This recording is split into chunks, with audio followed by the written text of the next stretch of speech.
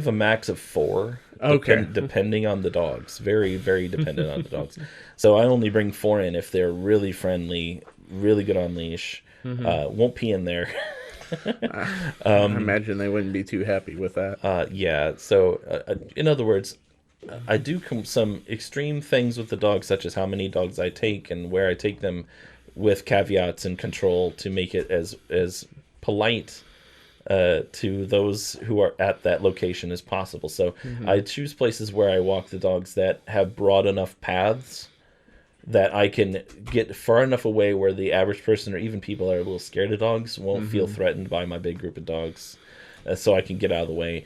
Paths that I can see a great distance ahead, so if I see dogs coming or loose dogs or people, I can read their body language, see if they're scared, and I can be respectful and we get off the path as far as we can, so we don't have surprises. And that's kind of hard to find those parks, but they're around.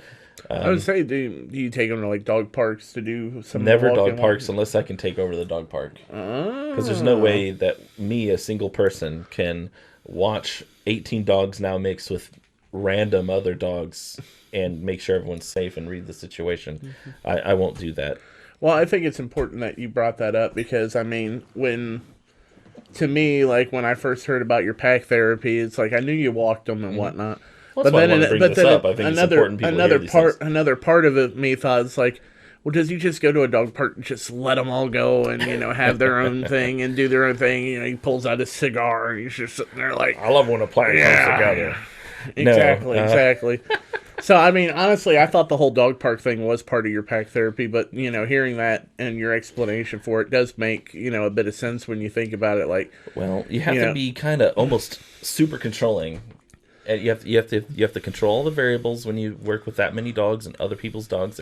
They're those people's family. I handle them like I'd want someone to handle my dog, with the same kind of gentleness, care, forethought, prevention, protection, because they are my dogs. I'm sorry, your dogs are mine. They're in my pack.